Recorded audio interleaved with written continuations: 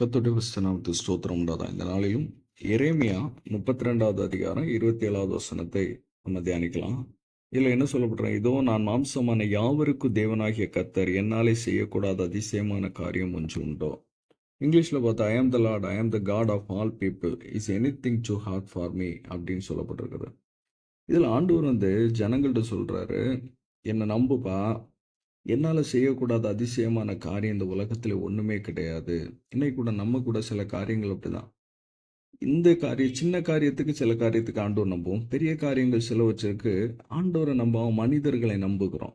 மனிதர்கள் அவங்க எப்படின்னு தந்துருவாங்க. அவங்க இருக்கிற சூழ்நிலையை வைத்து. நல்ல வசதி உள்ளவங்கள்ட்ட இல்லைனாக்கி இன்னைக்கு அவங்கள்ட்ட ஒரு சின்ன ஒரு பேமெண்ட் கிடைச்சிரும். இல்லைனாக்கி அவங்கள நம்பி இருக்கிறோம். அவங்க நமக்கு கண்டிப்பா உதவி செய்வாங்க. அவருடைய வசதியை கண்டு அப்படி அவங்க மேல நம்பிக்கை வைக்கிறோம். ஆனா ஆண்டவர் சொல்றாரு, நான் வானத்தையும் பூமியும் உண்டாக்கினவர்.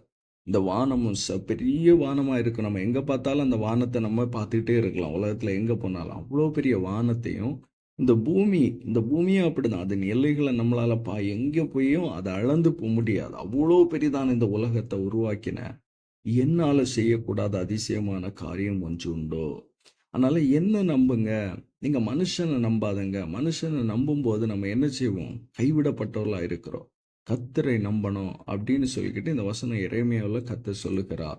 என்னால செய்யக்கூடாத காரியம். நீங்க என்ன நினைக்கிறீங்க? ஒரு சின்ன அற்புதம், இல்ல ஒரு நோயிலிருந்து ஒரு விடுதலை, கடன் பிரச்சனையிலிருந்து ஒரு விடுதலை, இல்லைனாக்கி ஒரு வேலைக்கான ஒரு காரியம்.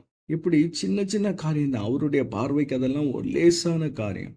அதைத்தான் நம்ம கேட்கிறோம். ஆனாலும் நம்ம அவரை நம்பாம அந்த காரியத்துல யாரை நோக்கி பார்க்கிறோம்? மனுஷர்களை, உலக மனிதர்கள். இன்று இந்த உலகத்தில் இருக்கிற மனிதர் நாளைக்கு மரித்து போவாங்க. அதுக்கப்புறம் அவங்கள நம்ம நினைக்க போகிறதும் இல்லை.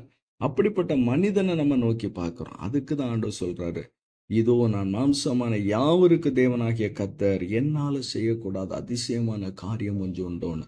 இன்னையிலிருந்து நம்ம ஆண்டவரை நோக்கி பார்க்கணும். அவர் தான் அதிசயங்களை செய்கிறவர், அவரே அற்புதங்களை செய்கிறவர், அவர் தான் நம்முடைய காரியங்களை வாய்க்க பண்ணுகிறவர், அவர் தான் நமக்கு முன்பாக செல்லுகிறவர், கோணலானவைகளை செவ்வையாக்குகிறவர், தடைகளை நீக்கி போடுகிறவர். அப்படிப்பட்ட ஜீவனுள்ள தேவனை நாம் நோக்கி பார்க்கணும். ஜெபம் பண்ணிடும்.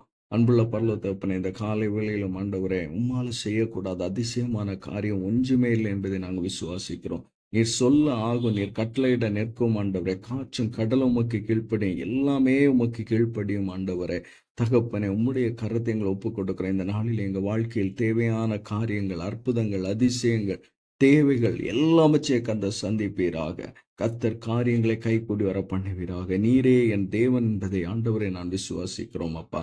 உம்முடைய கரத்தை எங்களை ஒப்புக் கொடுக்கிறோம். பெரிய செஞ்சோம் நல்ல பிதாவே, ஆமென்.